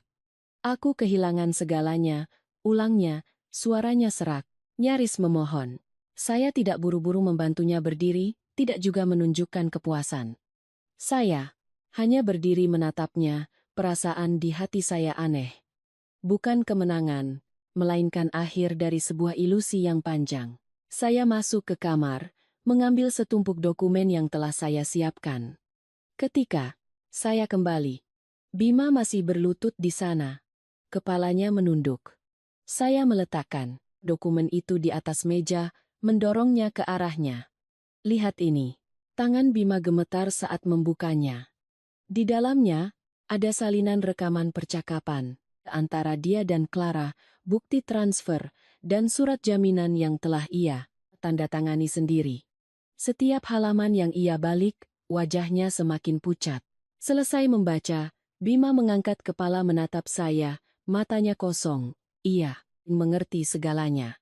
Bukan hanya mengerti bahwa Clara telah menipunya, tapi juga mengerti bahwa saya telah melihat semuanya sejak awal. Kamu yang merencanakan ini? Tanyanya dengan suara parau. Saya tidak menyangkal. Tidak juga menjelaskan. Saya hanya mengucapkan satu kalimat singkat dan lugas. Dulu kamu meremehkanku. Sekarang, kalian berdua yang kalah. Tanpa nada tinggi, tanpa tuduhan. Hanya sebuah fakta yang diletakkan di atas meja. Bima menunduk, menutupi wajahnya dengan kedua tangan, tidak bisa berkata apa-apa lagi. Setelah itu, segalanya berjalan sangat cepat. Transaksi-transaksi mencurigakan dilaporkan, aliran dana diselidiki. Polisi turun tangan, tidak dengan ribut-ribut, tapi cukup untuk membuat Bima mengerti bahwa masalah ini bukan lagi urusan keluarga atau perusahaan. Ia dipanggil untuk dimintai keterangan terus-menerus. Sisa-sisa jabatannya sebagai direktur dicabut sepenuhnya. Keputusan resmi diumumkan dalam rapat singkat tanpa perdebatan. Bima bukan lagi direktur, tidak lagi punya wewenang apapun. Ketika ia meninggalkan apartemen saya malam itu, posturnya tampak lebih kurus, langkahnya gontai seperti orang yang baru saja mengalami syok berat. Saya menutup pintu, bersandar di sana untuk waktu yang lama. Di dalam ruangan sunyi, saya mendengar napas saya sendiri. Tidak lega, tidak gembira, hanya ketenangan setelah segalanya ditempatkan pada posisinya. Saya duduk, memandang keluar jendela. Kota masih terang benderang. Kendaraan masih lalu lalang, hidup terus berjalan seolah tidak terjadi apa-apa, tapi bagi saya, ini adalah batas yang sangat jelas. Apa yang akan terjadi selanjutnya? Bukan lagi sekadar gesekan kecil, bukan lagi konfrontasi diam-diam. Saya tahu, betul, badai yang sesungguhnya belum datang. Dan ketika ia datang, tak seorang pun dari mereka yang telah meremehkan saya bisa menghindar. Setelah malam kepergian Bima dari apartemen saya dengan penampilan hancur, saya tahu betul ia tidak akan berhenti di situ. Orang seperti Bima, yang terbiasa berada di puncak dan dihormati, ketika jatuh tidak akan menerima kekalahan dengan diam. Dan benar saja, hanya beberapa hari kemudian, serangan balasan putus asanya dimulai. Pengacara saya menelepon di pagi hari. Suaranya tenang, tidak terkejut, seolah sudah menduga skenario ini. Bima mengajukan gugatan balik, menuduh saya merebut aset perkawinan dan menyalahgunakan posisi sebagai pemegang saham untuk menyingkirkannya. Gugatan itu ditulis dengan sangat panjang dan dramatis, menggunakan kata-kata berat seperti penipuan, manipulasi, dan konspirasi. Saya mendengarkannya dalam diam. Bukan karena takut, tapi karena saya sadar ia telah resmi memasuki fase paling nekatnya. Entah dari mana, berita mulai bocor ke publik. Artikel-artikel anonim muncul di forum-forum online. Gosip menyebar lebih cepat dari yang saya duga. Orang-orang membicarakan tentang seorang istri licik yang diam-diam menyusun rencana, menunggu suaminya jatuh untuk mengambil alih segalanya. Ada yang bersimpati, ada yang membenci, ada yang hanya menganggapnya sebagai hiburan. Tanpa saya sadari, saya terseret ke pusat badai. Citra saya dipelintir dalam setiap cerita. Kadang, saya membaca dan tidak mengenali orang yang dibicarakan itu adalah saya. Bima menelepon saya tepat setelah gugatan itu diajukan. Suaranya tidak lagi gemetar seperti malam itu, melainkan campuran aneh antara memohon dan mengancam. Saraswati, kalau kamu menekanku terlalu jauh, jangan salahkan aku menyeretmu. Jatuh bersamaku. Kalimat itu meluncur seperti peringatan terakhir, membawa kepahitan seseorang yang sudah tidak punya apa-apa lagi untuk hilang. Saya mendengarnya dengan jelas, tapi jantung saya tidak berdebar lebih kencang. Saya hanya menjawab dengan nada datar, lakukan saja apa yang menurutmu benar. Mungkin justru ketenangan itulah yang membuat Bima semakin marah. Ia menutup telepon dengan cepat, seolah tidak tahan melihat saya tidak panik seperti yang ia harapkan. Saya meletakkan ponsel, memandang keluar jendela. Langit hari itu mendung, cahayanya kelabu, persis seperti suasana pertempuran yang akan memasuki babak paling tegang. Tapi di dalam hati saya, segalanya sangat jelas. Saya tahu, semakin ia memperbesar masalah, semakin ia mendorong dirinya sendiri ke dalam kesulitan. Di tengah desas-desus yang paling panas, Clara tiba-tiba muncul kembali. Bukan di pengadilan, bukan di kantor, melainkan tepat di depan gerbang rumah saya. Hari itu saya baru saja pulang, belum sempat ganti sepatu. Saya mendengar keributan di luar. Ketika saya membuka pintu, saya melihatnya berdiri di sana. Perutnya tampak membesar, pakaiannya kusut, wajahnya kotor, sangat berbeda dengan penampilannya yang glamor sebelumnya. Begitu melihat saya, Clara langsung menangis meraung-raung. Tangisannya sangat keras dan menyedihkan, cukup untuk membuat para tetangga membuka pintu dan melihat keluar. Ia berteriak tanpa menahan diri, "Anda tega menghancurkan ayah dari anak saya." Suaranya parau karena menangis, tangannya mencengkeram gerbang, seolah takut diusir. Kata-kata itu bergema di lingkungan yang tenang, dengan cepat menarik perhatian, dan bisik-bisik. Ada yang menatap saya dengan curiga, ada yang menghela napas. Kasihan pada Clara, menganggapnya sebagai korban yang ditinggalkan. Saya berdiri di sana tanpa mengucapkan sepatah kata pun. Saya tidak mempersilakannya masuk, tidak juga mengusirnya. Saya membiarkan Clara memainkan peran korban yang telah ia pilih. Ia bercerita bahwa Bima tertekan karena saya, bahwa kandungannya tidak punya pegangan, bahwa ia dan anaknya akan segera diusir ke jalan. Setiap kalimat diucapkan dengan sangat keras dan jelas, seolah ditujukan pada orang-orang sekitar sebagai pengganti tuduhan resmi. Di antara tatapan-tatapan yang tertuju pada saya saat itu, saya melihat berbagai macam emosi. Rasa ingin tahu, penghakiman, dan keraguan. Tapi saya tidak menjelaskan. Saya sudah melewati cukup banyak hal untuk mengerti bahwa pada saat seperti ini, bantahan apapun hanya akan membuat cerita semakin rumit. Diam, terkadang bukan berarti kalah, melainkan membiarkan orang lain mengatakan semua yang ingin mereka katakan. Ketika Clara lelah dan terduduk di teras, tangisannya mulai mereda, barulah saya berkata dengan lembut. Cukup untuk didengarnya, tapi tidak ditujukan pada kerumunan. Kalau kamu masih ingin menyelamatkan sedikit saja untuk dirimu sendiri, sebaiknya berhenti di sini. Clara mengangkat kepala menatap saya, di matanya ada kilasan kebingungan yang tulus. Tapi kemudian ia kembali menunduk dan melanjutkan tangisnya, seolah sudah terlanjur melangkah terlalu jauh untuk kembali. Malam itu saya bertemu dengan pengacara. Beliau memeriksa setiap dokumen, setiap catatan, lalu mengangkat kepala menatap saya dan tersenyum tipis. Beliau berkata pelan dengan nada yakin, mereka sedang melengkapi berkas kekalahan mereka sendiri. Kalimat itu bukan ejekan, melainkan sebuah konfirmasi yang dingin. Setiap tindakan gegabah, setiap tuduhan tanpa dasar, setiap drama yang berlebihan, semuanya justru menambah bukti untuk pihak kami. Saya meninggalkan kantor pengacara saat hari sudah gelap. Jalanan terang oleh lampu. Segalanya tampak normal seperti hari-hari lainnya. Tapi saya tahu, sejak saat ini, permainan telah memasuki babak baru. Bima sedang melawan dalam keputusasaan. Clara sedang memainkan peran korban hingga tidak bisa mundur lagi. Sedangkan saya hanya perlu berdiri diam dan membiarkan semua yang mereka lakukan kembali ke tempatnya semula. Sidang mediasi di pengadilan berlangsung pada suatu pagi yang mendung. Tidak panas, tidak juga hujan. Suasananya terasa berat sejak saya melangkahkan kaki ke dalam ruangan. Bima duduk di kursi tergugat. Badannya tampak lebih kurus, kemejanya sedikit kebesaran, wajahnya tidak lagi memancarkan kepercayaan diri yang biasa. Ia lebih banyak menunduk, sesekali mengangkat kepala dan mengusap keningnya, seperti orang yang kelelahan setelah rentetan kejadian.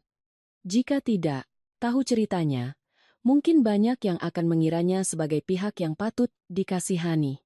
Ketika diminta untuk berbicara, Bima berdiri perlahan, suaranya pelan, tidak lagi tajam. Ia berbicara tentang pernikahan yang panjang, mengakui kesalahannya, mengatakan bahwa karena sesaat ia lemah, ia kehilangan keluarga. Ia bilang saat ini hanya berharap bisa mempertahankan sedikit martabat dan tanggung jawab. Caranya memilih kata sangat lihai, mengakui kesalahan sambil menghindari inti masalah. Saya menatapnya, tidak merasa marah, hanya melihat dengan jelas. Perhitungan terakhir dari seseorang yang berpegangan pada harapan tipis. Tepat setelah itu, pintu ruangan terbuka. Clara masuk. Ia mengenakan gaun longgar, tangannya diletakkan di perut, riasannya tipis, tampak seperti seorang wanita yang menanggung banyak penderitaan. Di tangannya ada sebuah map yang ia pegang dengan hati-hati. Ketika berdiri di hadapan majelis, Clara menyerahkan hasil pemeriksaan kehamilan. Suaranya bergetar namun jelas.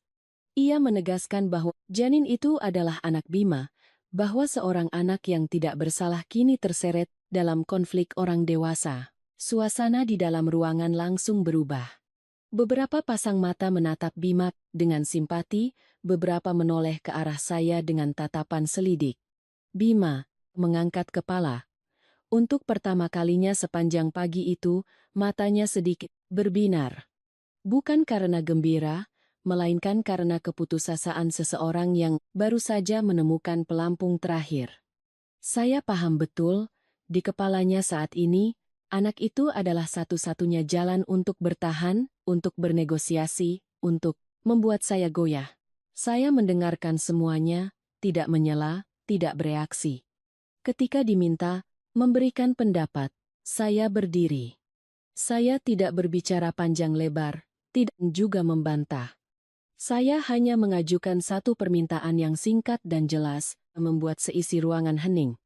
Saya meminta untuk dilakukan tes DNA untuk memastikan hubungan biologis antara Bapak Bima Prakoso dan janin yang dikandung oleh Ibu Clara, tanpa nada tinggi, tanpa sindiran. Saya mengatakannya seperti sedang mengusulkan sebuah prosedur yang wajar. Reaksi Clara datang seketika. Wajahnya pucat pasi, tangan di perutnya terkepal, suaranya tiba-tiba melengking, kehilangan semua kelemahannya. Anda tega sekali. Kalimat itu meluncur nyaris seperti teriakan di dalam ruangan yang sunyi. Reaksi yang begitu cepat dan keras membuat banyak orang tertegun. Bima menoleh, menatapnya, matanya menunjukkan kebingungan. Ia tidak menyangka reaksi Clara akan sekacau itu. Clara terus berbicara, suaranya parau, menangis sambil menuduh. Saya menekan seorang wanita hamil bahwa saya tidak punya perasaan. Tapi justru, caranya kehilangan kendali itulah yang membuat suasana berbalik. Tatapan simpati mulai berubah menjadi keraguan. Majelis hakim meminta ketenangan, mencatat permintaan tes DNA, namun menginformasikan bahwa butuh waktu untuk melaksanakannya sesuai prosedur. Sidang, mediasi terpaksa ditunda. Ketika semua orang meninggalkan ruangan, Bima berjalan mengikuti Clara, wajahnya tidak bisa menyembunyikan kecemasan. Saya tidak menatap mereka. Saya tahu sidang hari ini belum bisa menyelesaikan apapun, tapi saya juga tahu, sejak Clara bereaksi berlebihan, topengnya mulai retak. Saya meninggalkan pengadilan dalam diam, tidak menjawab pertanyaan apapun dari luar.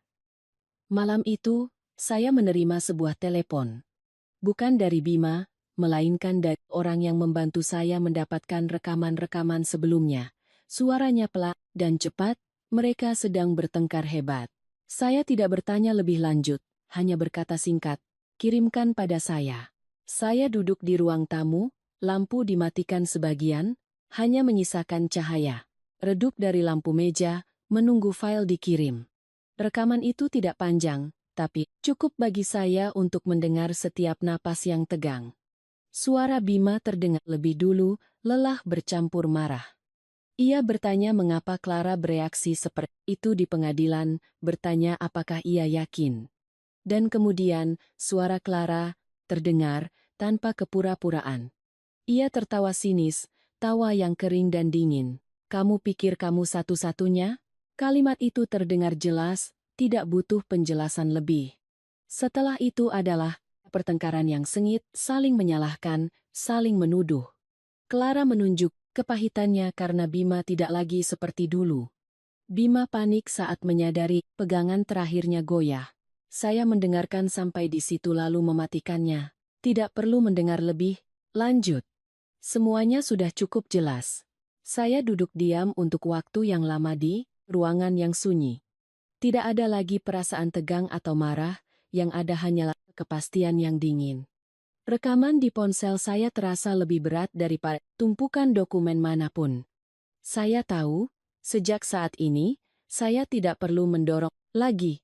Apa yang perlu terungkap telah menampakkan dirinya sendiri ketika saya berdiri untuk mematikan lampu. Saya menatap layar ponsel sekali lagi. Di kepala, saya sangat jelas, pukulan terakhir sudah siap. Saya tidak perlu terburu-buru, hanya perlu menunggu saat yang tepat, dan segalanya akan jatuh pada tempatnya. Sidang berikutnya berlangsung hampir sebulan kemudian. Cukup lama bagi semua, emosi untuk mereda, tapi juga cukup lama bagi kebenaran untuk menemukan jalannya sendiri. Pagi itu saya datang ke pengadilan lebih awal. Bukan karena gugup, tak karena saya ingin duduk sejenak, meninjau kembali perjalanan yang telah saya lalui.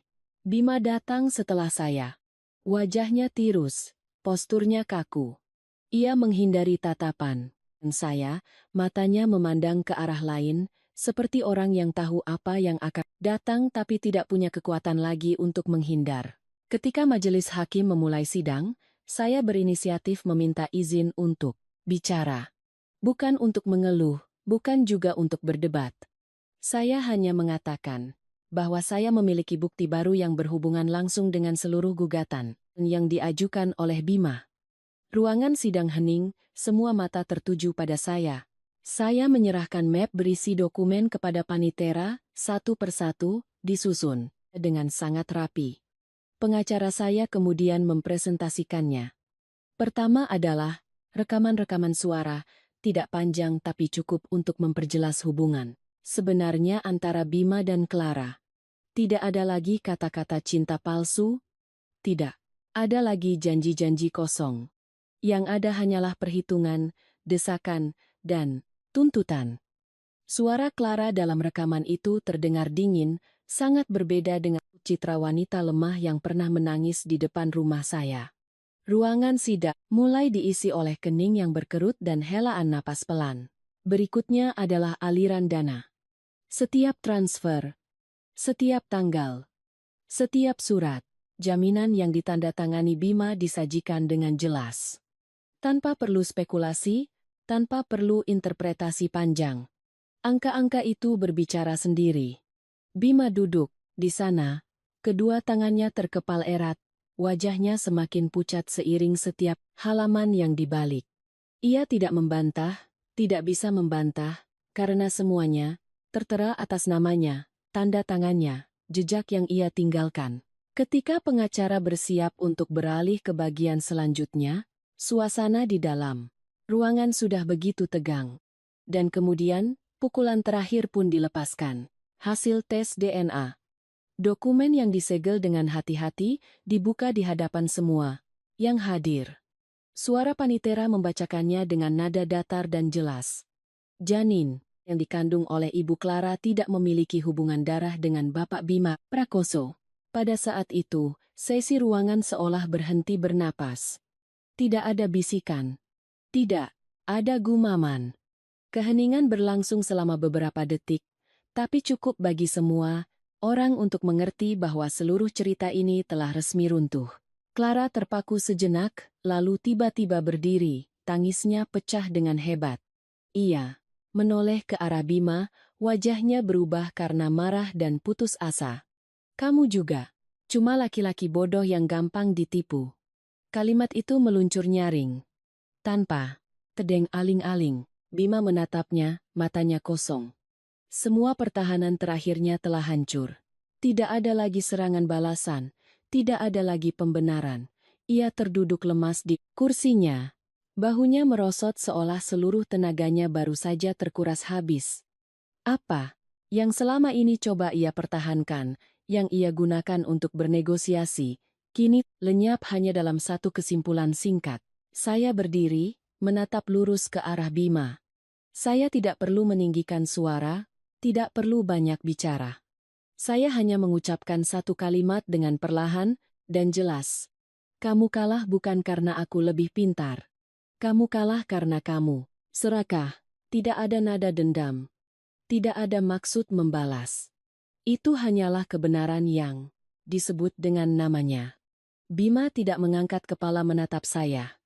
Ia menunduk, seolah tidak lagi mampu menghadapi siapapun. Majelis hakim tidak butuh waktu lama untuk bermusyawarah. Dengan semua yang telah disajikan, seluruh gugatan Bima ditolak. Tuntutan baliknya dinyatakan tidak sah, hak-hak yang ia klaim tidak memiliki dasar hukum. Keputusan dibacakan dengan ringkas dan tegas. Tidak ada yang terkejut, tidak ada yang memprotes. Semuanya sudah terlalu jelas. Berkas perkara Clara dipisahkan untuk diselidiki lebih lanjut atas dugaan penipuan dan penggelapan aset. Mendengar itu, ia tidak lagi menangis. Wajahnya putih pucat. matanya panik sungguhan. Tidak ada lagi peran, tidak ada lagi penonton yang bisa dibujuk. Yang tersisa hanyalah seorang wanita yang berhadap dengan konsekuensi dari perhitungannya yang kelewat batas. Sidang selesai. Semua orang satu persatu meninggalkan ruangan. Saya merapikan dokumen, berdiri perlahan. Ketika berjalan melewati Bima, saya menatapnya untuk terakhir kalinya. Ia masih duduk di sana, tak bergerak, matanya kosong seperti orang yang baru bangun dari mimpi panjang dan tidak lagi mengenali dirinya sendiri. Saya tidak berkata apa-apa lagi.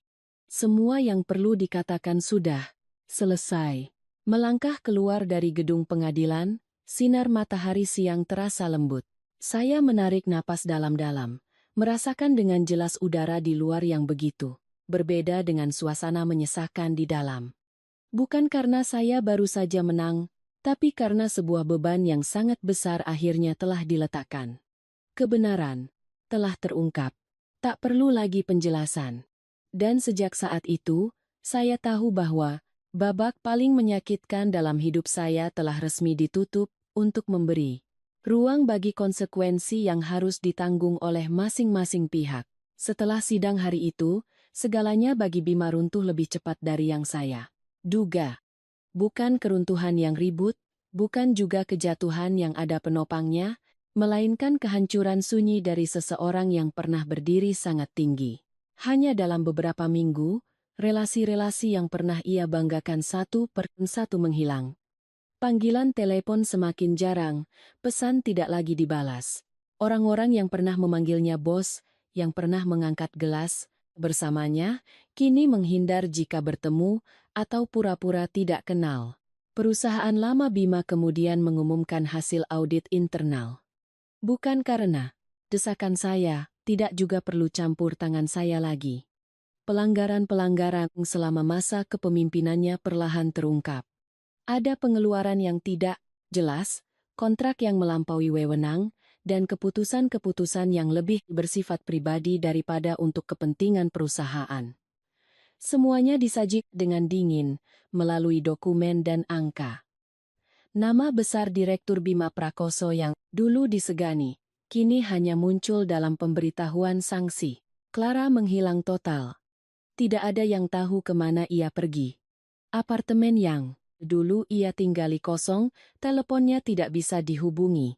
Ia hanya meninggal utang besar yang terikat pada nama Bima melalui surat jaminan yang pernah ia tanda tangani. Ada yang bilang ia sudah meninggalkan kota, membawa semua yang bisa ia bawa. Ada juga yang bilang ia sedang dalam pelarian. Saya tidak mengonfirmasi, tidak juga peduli. Bagi saya, sejak melangkah keluar dari ruang sidang hari itu, Clara sudah tidak ada lagi dalam hidup saya. Sementara itu, Bima semakin hari semakin kurus. Tanpa pekerjaan tetap, tanpa posisi untuk diandalkan, ia mulai berhadapan dengan kenyataan yang keras. Pagi, hari bangun tanpa tahu harus kemana, malam hari terasa panjang dalam kesunyian. Pria yang terbiasa memberi perintah kini harus belajar menunggu, belajar ditolak. Dan mungkin, saat itulah ia baru mengerti bagaimana rasanya menjadi orang yang terpinggirkan. Lalu suatu sore, Bima datang ke rumah orang tua saya. Tanpa pemberitahuan, tanpa telepon. Saya sedang berada di sana bersama ibu, merapikan beberapa pot tanaman di teras. Ketika mendengar suara mobil berhenti di depan gerbang, saya mengangkat kepala dan langsung mengenalinya. Bima berdiri di sana, jauh lebih kurus dari sebelumnya. Bahunya merosot, jalannya tidak lagi tegap. Tidak ada lagi setelan mahal, tidak ada lagi penampilan necis. Hanya seorang pria parubaya dengan wajah lelah dan tatapan kosong. Ia masuk ke halaman. Berdiri beberapa langkah dari saya, seolah tidak berani mendekat. Ayah dan ibu saya juga melihatnya. Tidak ada yang angkat bicara. Tidak ada ketegangan. Tidak juga kemarahan. Hanya keheningan yang sangat jelas. Bima menatap saya, bibirnya bergerak-gerak beberapa kali sebelum akhirnya bisa bicara. Suaranya serak, begitu pelan hingga jika tidak berdiri dekat, mungkin saya tidak akan mendengarnya. Aku sudah tidak punya apa-apa lagi. Kalimat itu bukan keluhan, bukan juga tuduhan. Ia lebih seperti sebuah pengakuan yang terlambat diucapkan untuk didengar oleh dirinya sendiri. Saya menatapnya lama. Pada saat itu, saya melihat sebagian dari masa lalu saya. Melihat tahun-tahun di mana saya pernah percaya, pernah berkorban, pernah diam. Tapi, perasaan itu berlalu dengan sangat cepat.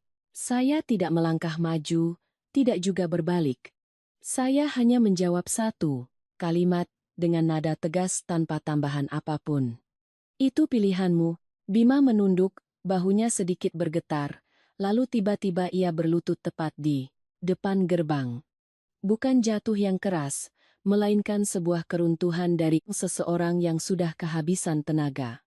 Ayah dan ibu saya berdiri di sana.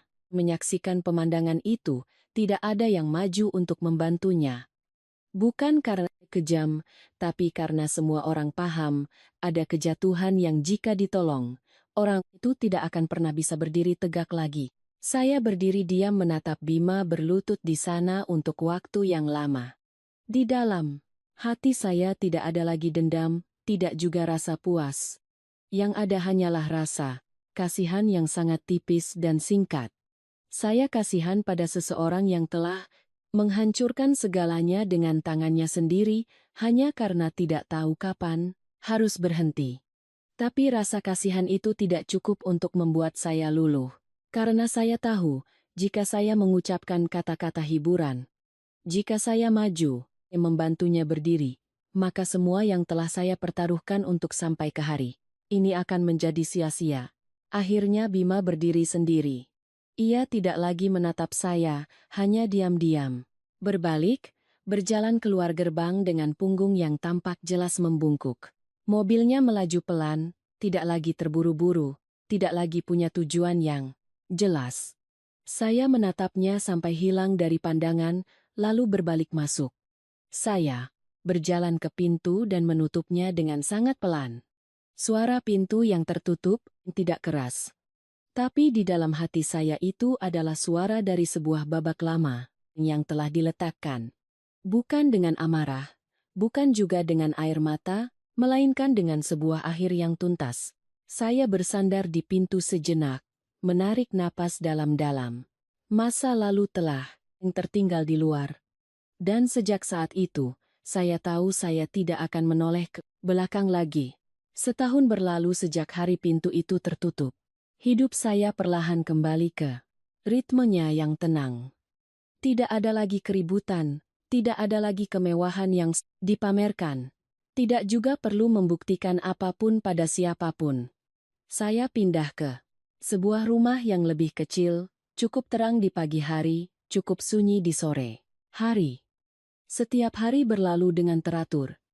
Ada pekerjaan yang harus diselesaikan, makan tepat waktu, dan tidur nyenyak tanpa terganggu oleh pikiran-pikiran berat. Bima benar-benar hilang dari hidup saya. Tidak ada telepon, tidak ada pesan, tidak ada lagi ikatan apapun. Saya tidak menikah lagi, bukan karena takut, bukan juga karena masih terikat masa lalu. Sederhananya, saya mengerti bahwa saya perlu hidup lebih lambat, hidup untuk diri saya sendiri, setelah bertahun-tahun menempatkan perasaan dan pilihan orang lain di atas perasaan saya kembali menekuni pekerjaan saya sendiri, hal-hal yang dulu saya tinggalkan. Demi kata keluarga.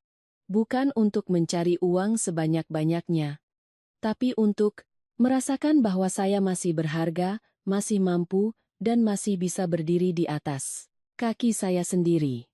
Setiap pagi saat bangun, saya tahu apa yang harus saya lakukan. Dan malam hari saat pulang, saya tidak lagi harus menunggu seseorang melewati pintu. Sesekali, dalam obrolan ringan dengan kenalan, nama Bima masih terdengar. Tidak banyak, tidak juga jelas. Orang bilang ia bekerja sebagai karyawan biasa di sebuah perusahaan kecil di pinggiran kota. Pekerjaannya tidak berat, gajinya tidak tinggi.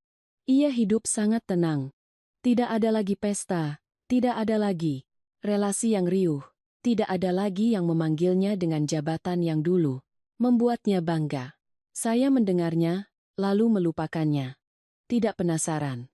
Tidak juga ingin memastikan. Bagi saya, itu hanyalah informasi yang lewat, seperti mendengar kabar tentang kenalan lama yang telah menempuh jalan yang berbeda. Anehnya, saat mendengar hal itu, saya sama sekali tidak merasa senang, tidak ada rasa puas dari seseorang yang pernah terluka. Tapi saya juga tidak merasa bersalah. Segalanya saat ini sudah sangat jelas. Siapa menabur, dia yang menuai. Saya tidak perlu lagi berdiri menyaksikan apapun. Setiap orang harus berjalan di jalurnya sendiri. Tidak ada yang bisa menggantikan, tidak ada yang bisa menanggungnya untuk orang lain. Kadang di sore hari, saat duduk sendirian di rumah yang sunyi, saya teringat kembali tahun-tahun yang telah berlalu. Teringat pada gadis muda di masa lalu yang pernah percaya bahwa asalkan cukup mencintai, segalanya akan baik-baik saja. Saya tidak menyalahkannya. Tanpa pilihan-pilihan naif itu, mungkin saya tidak akan belajar menjadi setenang hari ini. Dan tiba-tiba saya mengerti satu hal yang sangat sederhana, tapi butuh melewati banyak luka untuk bisa menyadarinya. Ada orang yang kalah bukan karena lawannya lebih hebat, tapi karena mereka tidak bisa mengalahkan keserakahan dan kesombongan diri mereka sendiri. Saya juga mengerti bahwa diam di saat yang tepat adalah kekuatan terbesar. Bukan diam untuk menahan derita, melainkan diam untuk melihat lebih jelas. Untuk memilih waktu yang tepat, agar tidak terseret oleh emosi sesaat. Selama perjalanan itu, jika saya lebih ribut, jika saya lebih terburu-buru, mungkin saya tidak akan bisa mempertahankan apa yang seharusnya saya pertahankan. Ketenangan tidak membuat orang lain takut, tapi ia membuat kita tidak kehilangan diri sendiri. Sebuah pernikahan yang hancur, pada akhirnya, tidak akan pernah ada pemenang mutlak. Setiap orang kehilangan sesuatu, entah sedikit atau banyak. Ada yang kehilangan keluarga, ada yang kehilangan kepercayaan, ada yang kehilangan masa depan yang pernah mereka yakini. Tapi perbedaannya terletak pada siapa yang lebih sadar, dia tidak akan kehilangan segalanya. Siapa yang tahu kapan harus berhenti, siapa yang berani menghadapi kenyataan, dialah yang masih punya jalan untuk terus melangkah. Suatu kali, saya tidak sengaja melihat kembali tanda tangan saya di surat cerai. Hari itu dalam sebuah map lama. Tanda tangannya masih rapi dan tegas seperti saat saya menggoreskannya. Saya menatapnya lama. Tidak ada penyesalan. Tidak. Juga rasa kehilangan. Yang ada hanyalah kedamaian yang sangat jelas. Karena jika bisa kembali ke masa itu, saya akan tetap menandatanganinya. Bukan karena benci, tapi karena saya mengerti, itu adalah satu-satunya pilihan untuk menyelamatkan diri saya sendiri. Kini, setiap kali saya memandang keluar jendela di pagi hari, melihat sinar matahari menyinari deretan pohon di depan rumah, saya tahu saya telah melewati jalan yang paling sulit. Bukan karena ada yang menolong, bukan juga keberuntungan, melainkan karena saya telah berani berdiri tegak, berani melepaskan, dan berani tidak menoleh ke belakang ketika segalanya sudah tidak lagi menjadi milik saya.